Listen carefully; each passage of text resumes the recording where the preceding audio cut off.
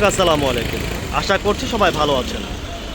হানিফ এন্টারপ্রাইজের নতুন আরেকটা ভলভো বাস 5962 14 সিরিয়ালের বাস। একটা সুখবর শুরুতে দিয়ে রাখি আপনাদের, এখনও হয়তো অনেকেই জানেন না, হানিফ কিন্তু তার বহরে এই ভলভো বাসগুলোর উপরেই নতুনভাবে স্লিপার করতে যাচ্ছে।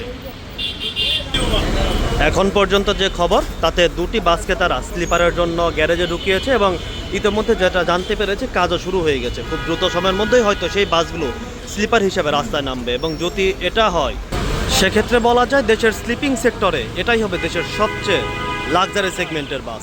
এই ভলভোই হবে দেশের সবচেয়ে লাক্সারি সেগমেন্টের বাস।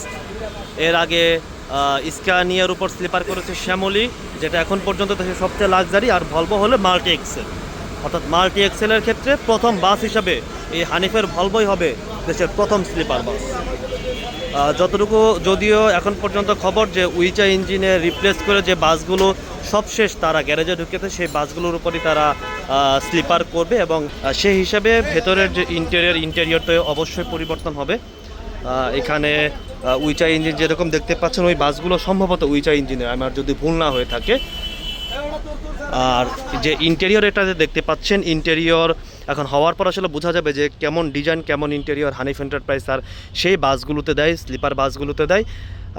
এই ইন্টেরিয়র থেকে আরেকটু উঁচু, আমি যতটুকু জানতে পেরেছি 7 ইঞ্চি উঁচু হবে এই বাসের যে হাইট, সেই হাইটের থেকে 7 ইঞ্চি উঁচু হবে সেই স্লিপার বাসগুলো। ফলে খুব একটা উঁচু মনে হয় না। আর এখন পর্যন্ত এই বাসের যে হাইট আছে, নিচে বডি কাটতে হবে না, নিচের যে ফ্লোর সেই ফ্লোর কিন্তু এখন যেরকম আছে, যে উচ্চতায় আছে সেই উচ্চতায় থাকবে বলে জানতে পেরেছি। শুধুমাত্র উপরের যে ছাদ, সেই ছাদ তারা আরেকটু উঁচু করবে, অর্থাৎ 7 ইঞ্চি উঁচু করবে। এর বাইরে ডিজাইন আসলে কাঠামো হওয়ার পর আমি চেষ্টা করব যে আপনাদের তাদের গ্যারেজে গিয়ে দেখানোর জন্য যে সেই ভলভোগুলোতে তারা কেমন কাঠামো দিচ্ছে, কেমন ডিজাইন দিচ্ছে। এখন শুধুমাত্র যে আপডেটটা আমি জানতে পেরেছি এবং পুরোপুরি নিশ্চিত যে দুটি বাসকে তারা স্লিপারে রূপান্তর করার চূড়ান্ত সিদ্ধান্ত নিয়েছে এবং কাজ তারা হয়তো শুরুও করে ফেলেছে। সেই আপডেটটা আসলে আপনাদের দিয়ে রাখলাম। আর যদি সেই রকমই হয় তাহলে সেই বাসের কেবিনগুলো আসলে কেমন হবে আশা করছি। এখনকার যে কেবিন, এই বাসের কেবিনগুলো কিন্তু অনেক বড়।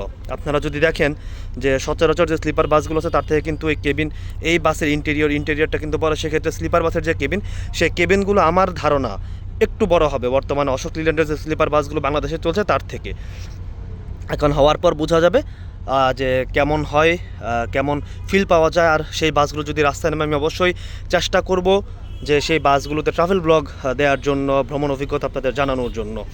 তো ততক্ষণ ভালো থাকবেন, আপনারা সুস্থ থাকবেন। ধন্যবাদ সবাইকে।